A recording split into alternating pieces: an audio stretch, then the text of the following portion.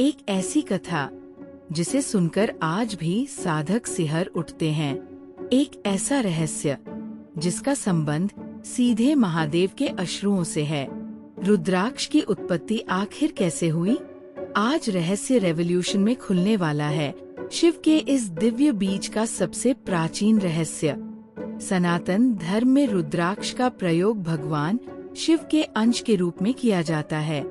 रुद्राक्ष का महत्व इसलिए भी अधिक है क्योंकि माना जाता है कि रुद्राक्ष का जन्म भगवान शिव के अश्रुओं से हुआ था। शास्त्रों में इस संदर्भ में कई बातों को विस्तार से बताया गया है। साथ ही रुद्राक्ष के जन्म से जुड़ी कथा का भी वर्णन मिलता है। भगवान शिव और रुद्राक्ष के संबंध को शास्त्रों में बहुत ही विस्तार से बताया गया है। साथ ही यह भी बताया है कि रुद्राक्ष कैसे उत्पन्न हुआ था। आध्यात्मिक मान्यता है कि रुद्राक्ष को भगवान शिव का अंश माना जाता है। ऐसा इसलिए क्योंकि माना जाता है कि रुद्राक्ष की उत्पत्ति भगवान शिव के अश्रुओं से हुई थी। इसलिए शिवजी की उपासना में रुद्राक्ष के प्रयोग को धार्मिक दृष्टिकोण से बहुत ही महत्वपूर्ण माना गया है।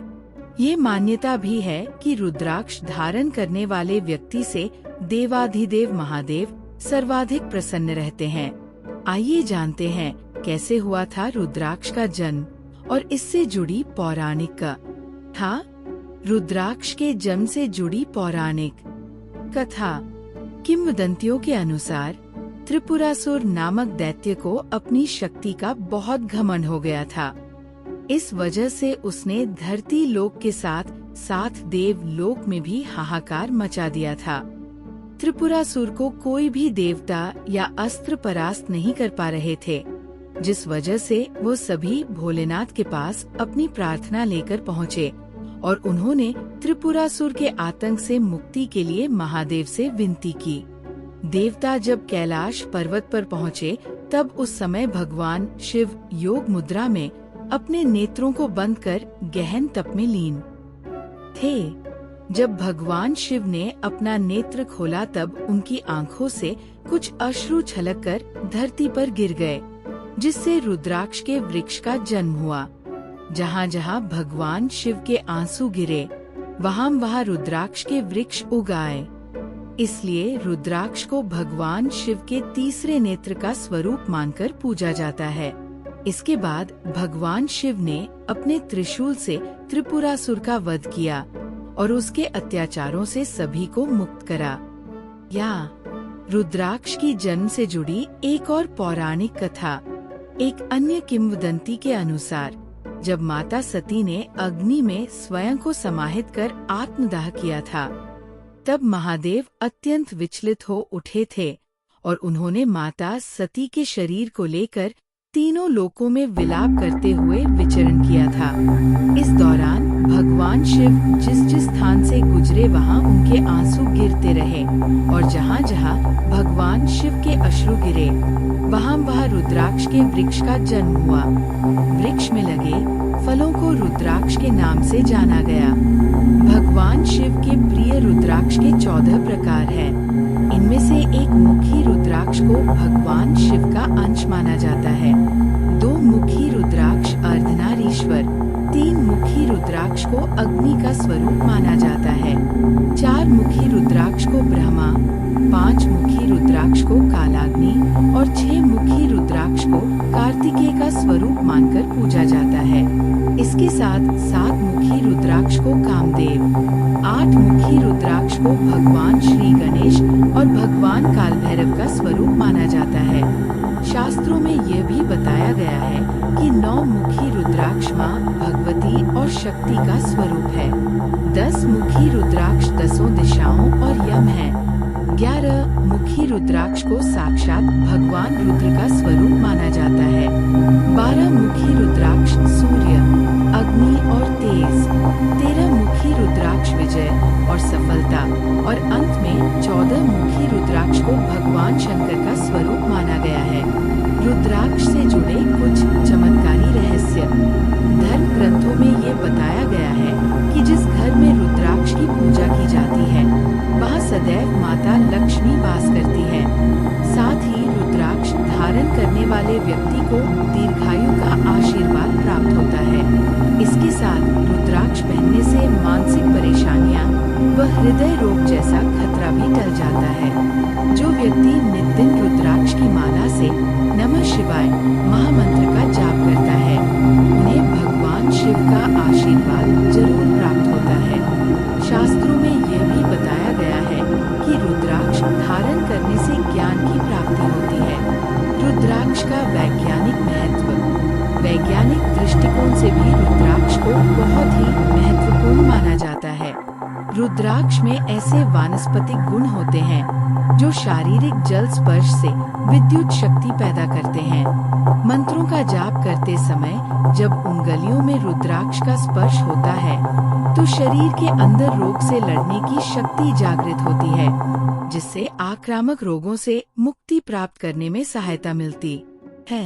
रुद्राक्ष से मिलने वाले आध्यात्मिक लाभ। 1. रुद्राक्ष भगवान शिव जैसे योगी से जुड़ा है, इसलिए ये गहरा ध्यान लगाने में बहुत मदद करता है। कई लोग रुद्राक्ष की माला का इस्तेमाल ध्यान के दौरान अथवा मंत्र जान के दौरान करते हैं। रुद्राक्ष न केवल मन को शांत और फोकस्ड रखता है, बल्कि यह आपकी आंतरिक ऊर्जा से आपको जोड़ने में मदद भी करता है। 2. रुद्राक्ष शरीर में मौजूद चक्रों के जागरण और उसकी ऊर्जा के संतुलन में भी मदद करता है। 3. रुद्राक्ष नकारात्मक ऊर्जाओं के लिए एक भाल के समान काम करता है। ये एक कोकून की तरह काम करता है, जो सकारात्मक ऊर्जाओं को आपसे दूर नहीं जाने देता और नकारात्मक ऊर्जाओं को आपके पास नहीं आने देता। यह आपकी आभा को भी सुरक्षित रखता है। 4. कहते हैं कि रुद्राक्ष आपकी थर्ड आई से भी जुड़ा है, जो आपके आध्यात्मिक जागरण, इंट्यूशन और स्पष्टता इत्यादि को बढ़ाने में भी मदद करता है। 5. रुद्राक्ष मूलाधार चक्र से भी जुड़ा है, जिससे आप में स्थायित्व, सुरक्षा और खुद से जुड़े होने की भावना आती है। क्या महिलाएं रुद्राक्ष धारण कर सकती हैं? स्त्रियां रुद्राक्ष धारण कर सकती हैं या नहीं, इस बात को लेकर मतभेद अवश्य है, लेकिन अधिकतर जानकारों और गुरुओं ने स्त्रियों को रुद्राक्ष धारण करने के लिए मना नहीं किया है। पौराणिक कहानियों के अनुसार माता शक्ति, पार्वती ने भी रुद्राक्ष धारण किया हुआ है, जो स्त्रियों को रुद्राक्ष धारण न करने की बात को गलत साबित करता है। विशेषज्ञों का मानना है कि रुद्राक्ष में कई औषधीय गुण होते हैं, जो महिलाओं को लाभ पहुंचा सकते हैं। रुद्राक्ष न केवल उनकी मानसिक परेशानियों को कम करेगा, बल्कि उनके हार्मोनल अंसुलन, शरीर दर्द और अन्य भावनात्मक परेशानियों में भी लाभ पहुंचाएगा। महिलाओं को पंचमुखी रुद्राक्ष पहनने की सलाह दी जाती है, जो उनके और बच्चों दोनों के लिए सुरक्षित होता है। इसके अलावा 2 मुखी, 6 मुखी, 7 मुखी, 9 मुखी, 17 मुखी और 18 मुखी रुद्राक्ष भी वो धारण कर सकती है। रुद्राक्ष के पेड़ कहाँ पाए जाते हैं? रुद्राक्ष पहाड़ी पेड़ का खास तरह का फल है। रुद्राक्ष के पेड़ मुख्यतः इंडोनेशिया और नेपाल में पाए जाते हैं, जिसमें से नेपाल के पाली क्षेत्र के रुद्राक्ष सबसे अच्छे माने जाते हैं। इंडोनेशिया के दाने 4 से 15 मिमी व्यास के होते हैं, वहीं नेपाल के पाली क्षेत्र के ये रुद्राक्ष दाने 10 से 33 मिमी व्यास के होते हैं। रुद्राक्ष का पेड़ भारत में कहाँ पाया जाता है? वही भारत में ये वृक्ष खासतौर पर मथुरा, अयोध्या, काशी और मलयाचल पर्वत में पाए जाते हैं।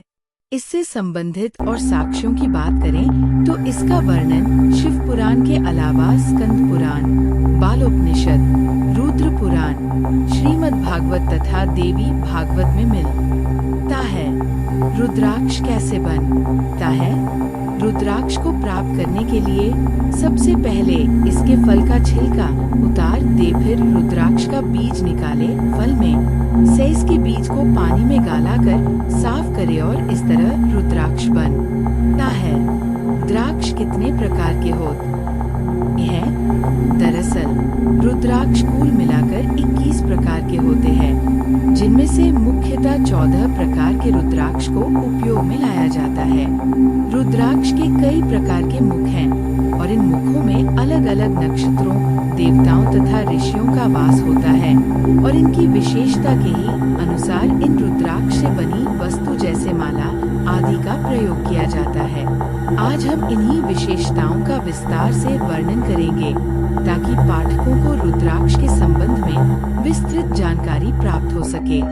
वैसे तो नक्षत्रों के हिसाब से रुद्राक्ष 16 और 21 मुखी भी पाए गए हैं, लेकिन 14 मुखी तक का रुद्राक्ष बड़ी ही कठिनाइयों से पाया जाता है। ऐसे ही प्राचीन, रहस्यमय और अद्भुत रहस्य जानने के लिए चैनल को सब्सक्राइब करना न भूलें, क्योंकि रहस्य रेवोल्यूशन में मिलने वाले हैं वे सच जिन्हें समय ने कभी दबा दिया था।